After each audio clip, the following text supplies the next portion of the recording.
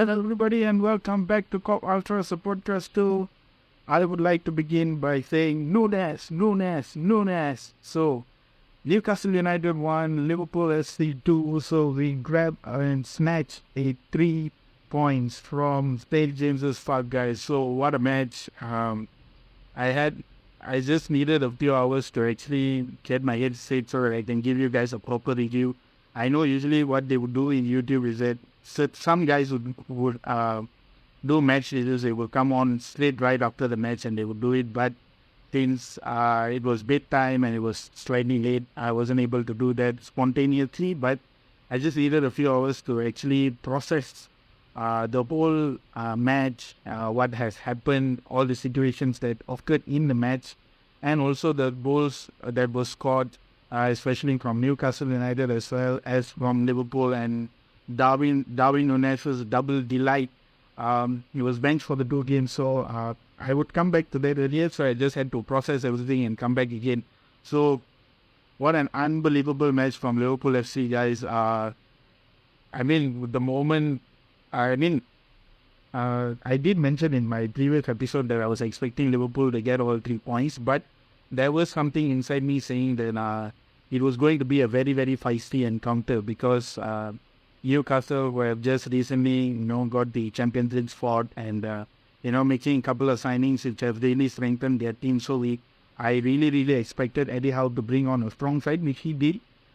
Surprising enough, Joelinton was fit enough to start the game, and he did start in the midfield together with Sandro Tonali and also Bruno Guimaraes. Trippier was a very menacing right back, as well as on the left. I think it was on the left wing of Newcastle who was tormenting Trent the whole day. It was Anthony Gordon, an Everton product by the way, made Trent Alexander-Arnold run for his life. It was absolutely mad. In terms of my whole reaction, I had my hands on my head when I saw Van Dijk receive the red card. But even prior to previously before that as well, when Trent, not misled the pass, but then when he received the pass from Mo Salah and it actually went under his feet and he couldn't control it. And then, like I said, Anthony Gordon, oh my goodness, it was so annoying to see him getting the best out of Trent Alexander-Arnold. It was not a good sight to watch for us. And then we saw Van Dijk receive a red card in the same first half as well. He tackled Alexander Isak. Apparently, it was a denial of a clear goal-scoring opportunity. So that is why the referee gave a red card for Van Dijk. We did snatch it at the end, though. Darwin Nunes came on, got subbed on, and then we saw a few players getting subbed on and subbed off as well. Endo got his first start for Liverpool as expected. Didn't really have a very dominant performance or didn't really have a very good performance. It was more like hit and miss, more of a hit and miss performance from Wataru Endo, but totally understandable given the fact that this was his first start and then it was a new league. New football playing style is never the same compared to how Bundesliga is. It's much tougher here in the Premier League. But it's hard to judge Wataru Endo given this is his first start. I feel that we need to give him a few more games and get him acquitted to the league, get him acquitted to the Klopp's system, play style, try to get into being the deep-lying midfield playmaker and more of an anchor in the midfield for the team. So that is about Endo, but then overall the match, it was, I can't even say end to end because what happened had happened. The red card happened, 1-0 happened, and then we were constantly being harassed by Newcastle because they had multiple chances to score, especially from the likes of Almiron, who had almost 4 to 5 shots, and he had one shot curled in and it hit the post, the goal post, and then they had a few other chances as well in the corners. And Almiron actually had he whipped up one shot, and then we saw Alisson Becker. Oh my goodness, it was a world-class save from Alisson Becker. Yes, the crossbar did save us at that moment, but then that save from Alisson, I think like I said in my previous videos as well, what the hell would we do without Alisson, guys? I mean, what a goalkeeper, really the best goalkeeper we have in the world right now, and he's playing for Liverpool FC. I mean, we have to give special mention by Alisson right now because what a player. I mean, he saved us many times in this game. Yes, some of the chances that were being taken by Newcastle were grabbed on quickly by Alisson, but I think he came off his line really quickly. He responded to it. Yes, bar the first goal which happened, I think it was a total mishap by Salah, passing it to Trent, and the whole messed up thing happened. It's a first goal for that only goal for Newcastle, but I think despite that, I feel that Alisson had a tremendous game. I will come into the player ratings later, almost towards the end of the year, towards the show. So, just speaking about the game, I think we smashed it at the end, and then, yes, oh my goodness. This beautiful Uruguayan guy who has been benched for 2 games, guys. He played against Chelsea, our first league match. He didn't even start. He came on as a substitute. And then for Bournemouth, he came on as a substitute, if I'm not mistaken. Being benched for the 2 games, and I was absolutely wondering why, even though the red card happened, why Jurgen Klopp still hasn't put in Darwin Núñez, subbed him on, try to press the defense a little bit more, see what happens, try this, at least snatch a draw. But it didn't happen straight away, because once Van Dijk had the red card, they subbed Luis Diaz off, and then we brought on Joe Gomez as centre back, and then we were partnered up with Matip.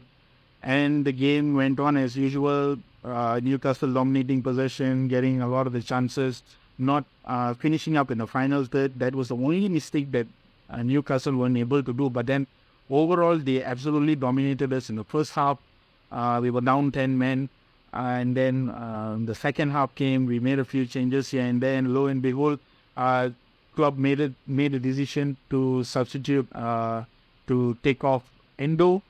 And I think he took off Endo, he took off Gakpo, and then he took off Luis Diaz. Yes, he took it off, but then he took off Gakpo and he took off Endo, and he changed them to Jota and Darwin Núñez. So the moment these 2 guys came on, Jota straight away got on the ball, started playing 1-touch, 2-touch passing with Mo Salah. It only happened, I think, after the hour mark, and that was when we saw Liverpool actually getting their first chance on goal. They're getting a few corners in, but some of the corners weren't up to, not to say the standard. I mean, the corners weren't good, but it's just that due to a lack of one player, we weren't able to actually press hard on Newcastle and, get a goal in the corners and stuff like that. So a lot of that happened, and then around towards the 80th minute, we saw Darwin Núñez score the equalizer. What an equalizer, guys. It was a fantastic goal. Darwin Núñez, credit to him, he didn't put his head down. He actually got a proper chance that he actually wasted it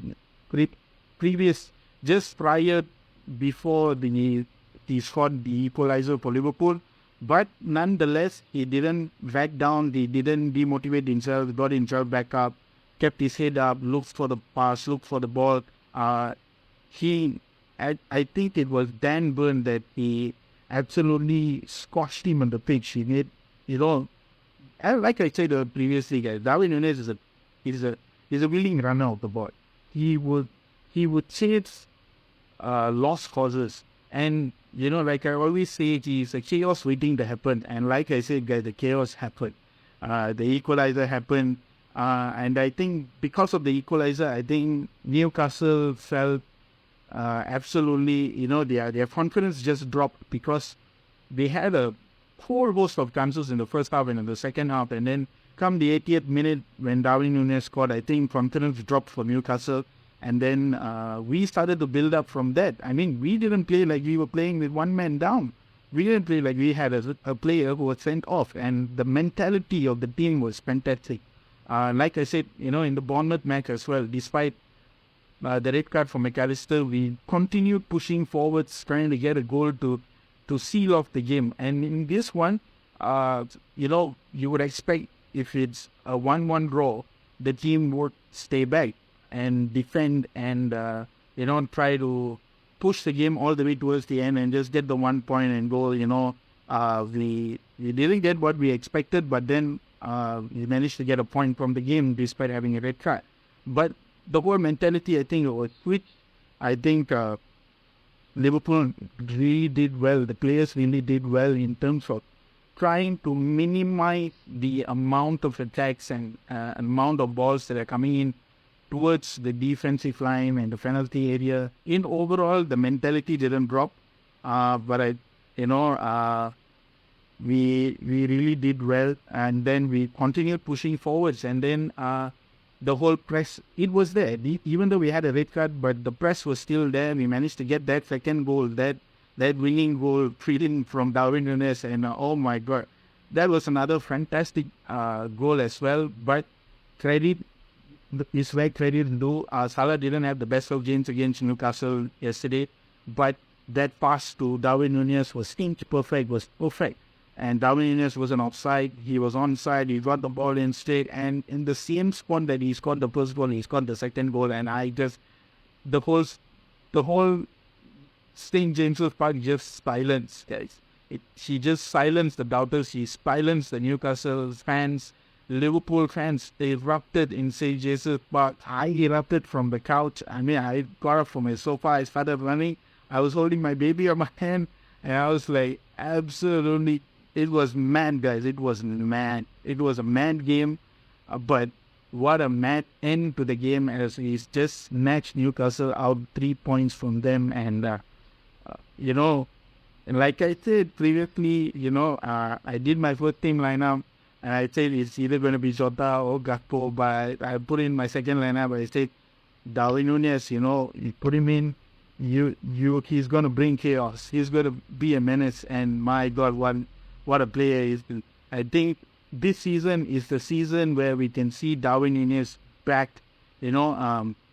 Klopp might not owe him a beer, but the man does owe him a start there. So I think it's high time that Darwin Núñez starts a few games post the Newcastle victory. I think the next few games I'm expecting Darwin Núñez to start. I feel that the confidence is there.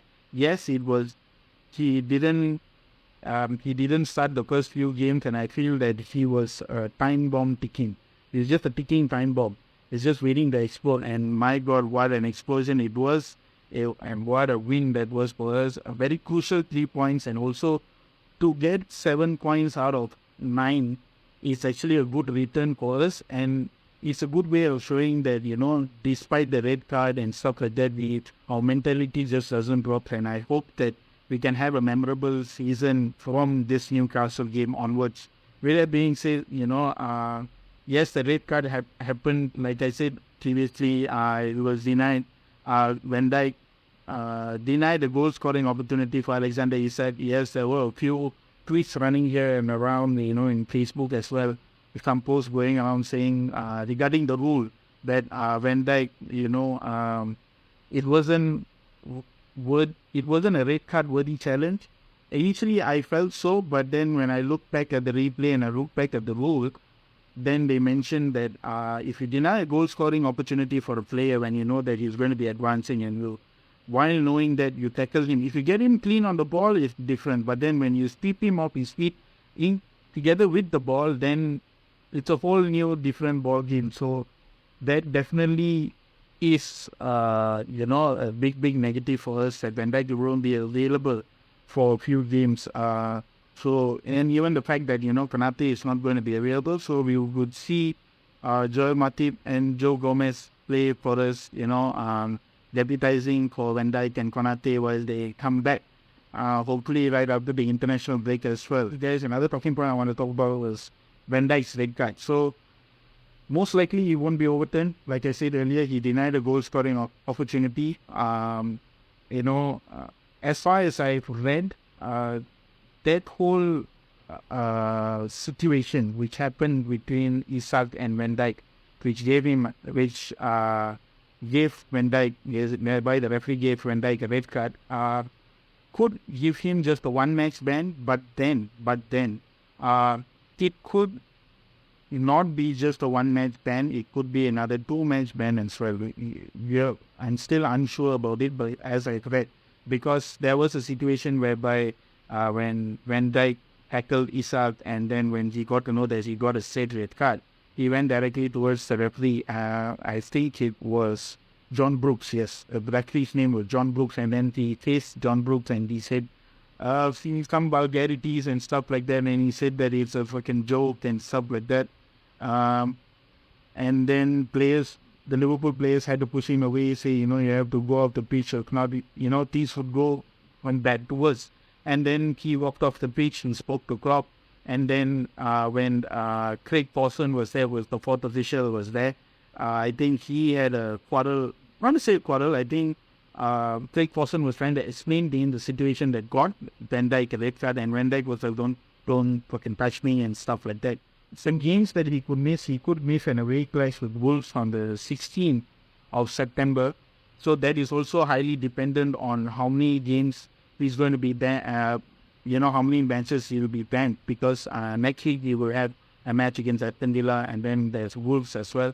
So we are still unsure as to what will happen. But in that sense, the only two centre-backs that we can think about right now is Joel Matip and Joe Gomez. So we have to put our trust in them and expect them to perform well for us against Aston Villa and against Wolves and the coming matches right up to towards the international break. Let's go into the player ratings.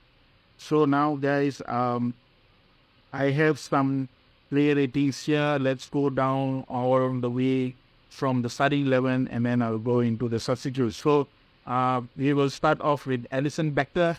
Like I said earlier, guys, what would we do without Alisson Becker, man? What a goalkeeper. What a beautiful Brazilian goalkeeper we have. One of the best in the world. More to come from Alisson Becker. Like Alisson said in his interview with the I think it was Sky Sports. I think he mentioned that it was my job, and what a job he did. What a fantastic job he did. Definitely a special mention for him. I would love to put him as a man of the match, but since he have Darwin Nunez's winner and he scored twice, so I would definitely give him a 9 out of 10 for Alisson Becker. So 9 out of 10 for Alisson Becker, I think makes sense. He performed really well for us right up to the time when Darwin Nunez got subbed on. And then now let's jump on to Trent Alexander-Arnold. So had a horrid time against Anthony Gordon. I was absolutely pissed at the way he performed. I mean, the goal is, I can still excuse him for the goal, but then the whole situation which proceeded towards the goal, where he even got a yellow card. He even got a yellow card because he actually got tackled by, I think it was Anthony Gordon or Sandro Tonali, if I'm not mistaken. He got tackled, he got shoved, he was out of the pitch, he was almost near the substitute bench, and he threw the ball away, but how can just throwing a ball away warrant him a yellow card? It doesn't even make any sense. And he got shoved. And the best part is, guys, I mean, I didn't speak about this in the talking points. Joe Linton had 4 fouls, and he had no yellow card. And after some time later, after the 4 chances that he had, the 5th tackle that he did, then he got a yellow card.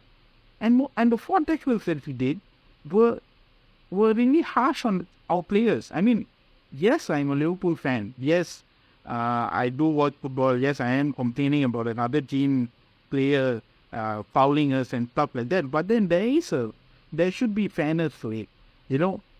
He shoved many of our players 4 times, and the referee didn't even care to give him a yellow card once. And he had a 5th chance, and that's when he fouled another player again. I think it was Szoboszlai, if I'm not mistaken. It's either to be Szoboszlai or McAllister, anyone in the midfield. Because I fouled them, and then that's when he got a yellow card, and that's when few other another 1 or 2 Newcastle players had a yellow card. So this is mad, guys. I mean, refereeing has gone bollocks. I mean, it's coming right now. To even think that the referees are fair, giving them so much of chances, and then Trent just throws the ball and he just give him a yellow card. But with that being said, I mean, I'll coming back into this player. I think Trent had a torrid ban with Anthony Gordon. Wasn't a really good match. Wasn't even up to his best at all. He couldn't even get up, just particularly, to be fair to him, yes, the red card hampered his whole performance and stuff like that. But, every single time Newcastle attacked our end of the goal, it was always on the right. And because he was always on the right, he got caught out because, yes, he's in a yellow card, but there is no calmness about him. He was always reckless. He didn't want to be reckless, so he didn't do any better. He didn't challenge Gordon. I mean, there should be something in it. I understand, like I said previously, the mentality hasn't changed, but then there is something in the mentality of Trent that has to change, and it has to change now. I mean, we have given him 3 matches. He's played 3. All 3 weren't very convincing. So I think it's high time that he changed his whole mentality in terms of playing the game. And he's the vice captain, so he had to do better. He has to do better than this. So for Trent, I would give him 6. And then for Joel Matip, surprisingly, instead of Joe Gomez, it was Watkins who actually started in the roundup together with Virgil van Dijk. Never really put a foot wrong, but then with that goal happening, I can't put the blame too much on Matip as well. He did well on certain occasions. Yes, when Newcastle players were attacking, he wasn't really, the level of speed and the pace that Newcastle players had. He was struggling a little bit. I think that was kind of part of the reason as well. And also the fact that, club is also trying to sign more players. So with that being said, for Matip, I think I would give him a 7 because he managed to hold on to the defense. He managed to hold the defensive line, try to play it well, try to keep it compact, try to get less balls in. He did that well, so I would give him a 7. And then I would come in for the first centre back, which is Virgil van Dijk. I would give him a 4 just because of the red card. It was as much as we think that Van Dijk is a really good defender, you have a shit moment at times. So this was a very, very shitty moment. Very, very uncharacteristic of Van Dijk to get a red card. I think in that sense, to get a 4, he didn't really put a foot. Never really made a lot of mistakes in the first few minutes of the game as match went on. But then, in terms of the build-up, even for the goal that that happened, the whole him organizing the back line and then him tackling inside, I think just hampered his performance, and then he had to go off. So I would give him a 4. And then for Robertson, still underwhelming performances, yes, because of, like I said earlier, the system, it doesn't really suit Robertson. I am not used to seeing Robbo being controlled, being an overlapping fullback and a very good attacking fullback as well. To see him just playing very, very defensively. And also, even when he was playing very defensively, he didn't really play well. So he got caught out by Almiron multiple times. I think the whole partnership between Tonali and Almiron, it was very well maintained by the both of them, that Robbo actually struggled a lot against Almiron. So, and that was also another part where his performance was not so overwhelming. It was very, very underwhelming performance from him. So I would give Robbo a 6. And then we will come to our new player, Wataru Endo, his first start for Liverpool, in a red color, in the red shirt. Not a very good performance per se, but totally understandable because he's still a new signing. He still needs to get used to the system and stuff like that. So, like I said previously, so for him, I would give him a 6.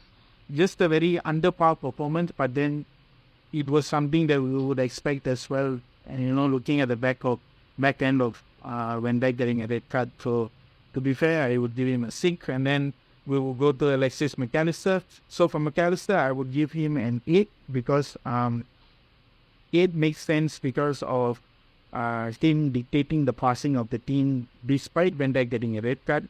I think he was very influential in the midfield area together with Szoboszlai. For Soboslai, I think I would give him a 9 or an 8. I think I would give him a 9. So for McAllister, I would give an 8. And then for Dominic Soboslai, I would give him a 9, because compared to McAllister, I would talk about them together. Why? Because throughout the whole, Soboslai played the whole 90 minutes. McAllister played the whole 90 minutes also, if I'm not mistaken. But he was also substituted as well because Harvey Elliott came on. So the whole 85 minutes of McAllister playing, he was super influential. He tried to maintain the whole passing range. He was kind of like the pivot player at that point in time. Receiving the passes and trying to get it as much as, and trying to get the team forward as much as possible. Together with Soboslai, I think in this game Soboslai played really well as well. He didn't put his head down. He was always, he always wanted to push forwards, wanted to press on, wanted to keep the team moving forwards instead of falling back, having to defend too much. He made sure that he played the whole length of the pitch, and then, that kind of a mentality is what we need from players like McAllister and Soboslai. So for McAllister, I would give an 8, and for Soboslai, I would give him a 9.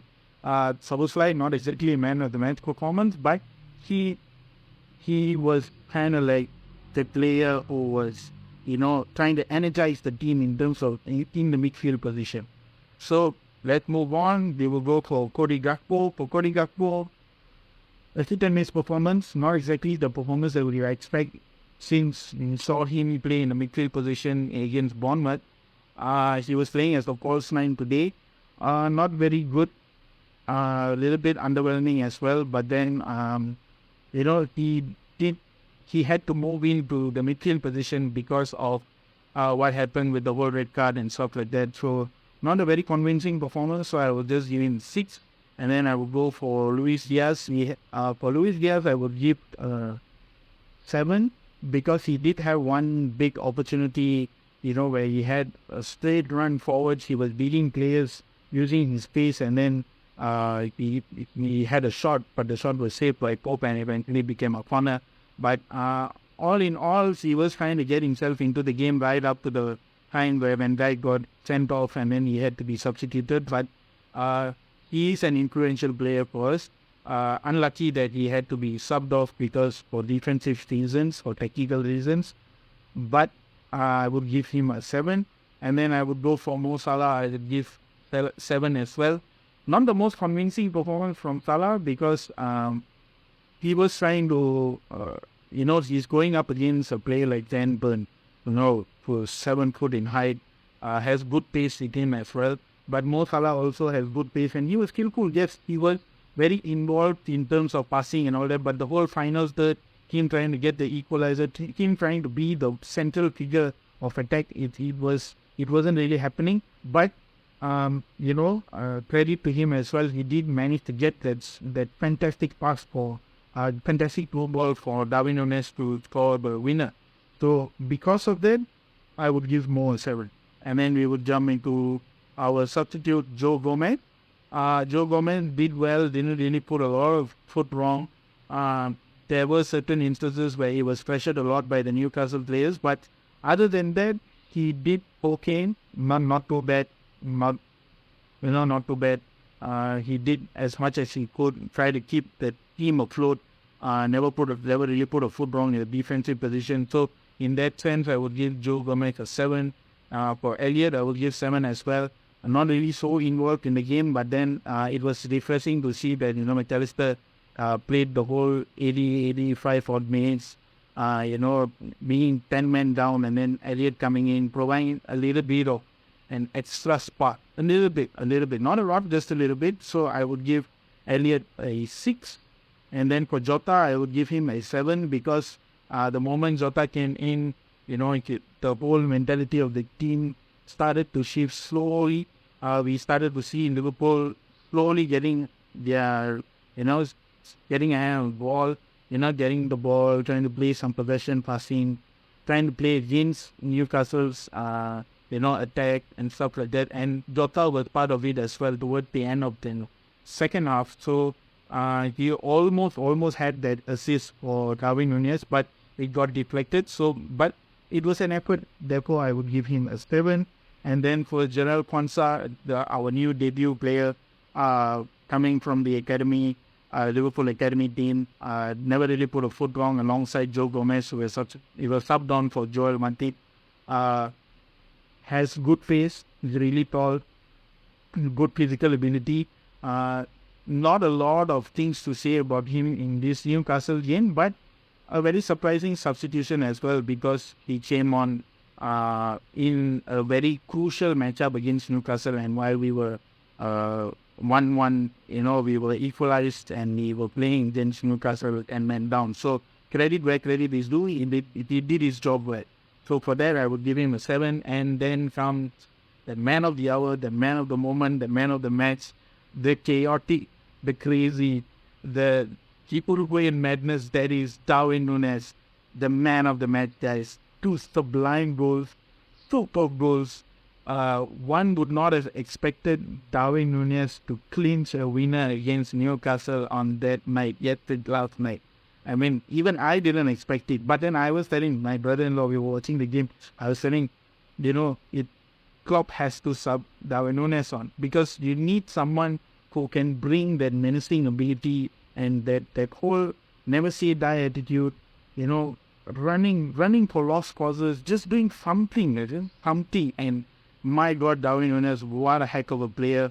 Thank God we signed him and not Man United signed him. So to all the guys who are playing Fantasy Premier League, I did see the Premier League Facebook post and the Instagram post who said that there were 200 to 400 people who triple captain Darwin Nunez to score, or to feature against Newcastle. He didn't feature the whole 80 or 90 minutes, but my God, she absolutely came in for us and scored a superb double goal and snatched us a victory. Credit to the guys who triple captain Darwin Nunez in the IPL. Kudos to you guys. I don't know how you guys predicted the fact that Darwin Nunez would be triple captained and score winning goals, an equalizer. But my God, what a player, man! That is the kind of mentality that we need right now for this team. Yes, the red card is a downside for us, but I truly feel that we need to look at the positives and try to outweigh the positives with the negatives. The negatives are there. Defense is still shaky a little bit because of the whole system that we are playing in. Like I said just before this, if the system doesn't work, scrape it off. Try to play back to how we were used to playing, like the 4-3-3 and stuff like that, because you do have players of immense quality playing in good positions, and the positions need what players in the positions. So why do you need to go on to something new? I understand you want to try something new. You can try that during pre-season, but then in reality, when you're playing in the Premier League, teams can catch you. They can catch you playing in your system, and they can play against it, and they are really good at it. And with that being said, positives outweighing the negatives. Fantastic win for us against Newcastle. Kind of like the worthy opponent, but I'm definitely another thing I would like to point out is I'm definitely hoping that we would try to challenge, at least try to give us a challenge against Newcastle, because not Newcastle, but Manchester City and Arsenal, because I'm definitely hoping that we can at least challenge the likes of Arsenal, the likes of Manchester City this season. Even though we are having a rebuild, but I'm just hoping that we can do well. This season, try to rack up as much wins as possible. Try to win some trophies if possible. So you will discuss about that in another episode of the podcast. Thank you so much, you guys, for taking your time and listening to me. I know I've been talking a lot about this whole game against Newcastle, but it's a fantastic victory for us. Definitely more to come from the team, but a lot of things to discuss about as well post Newcastle. With the whole Van Dijk the red card situation and all that, so on and so forth. But with that being said, we have come towards the end. Thank you so much for watching. Please do press the like button, smash on it, like, subscribe, follow my YouTube channel, my Instagram page, my TikTok as well. I'll be posting some short over there as well. Definitely be trying to post this on. I'll try to upload this on Spotify as well. Do it on over there, and you can have a look at it as well. Thank you so much for taking your time to listen. Signing off, your host Poovan. Now walk alone, guys. Darwin, double delight, and what a victory it was. Thank you so much. See you guys soon in Now Walk Alone, man.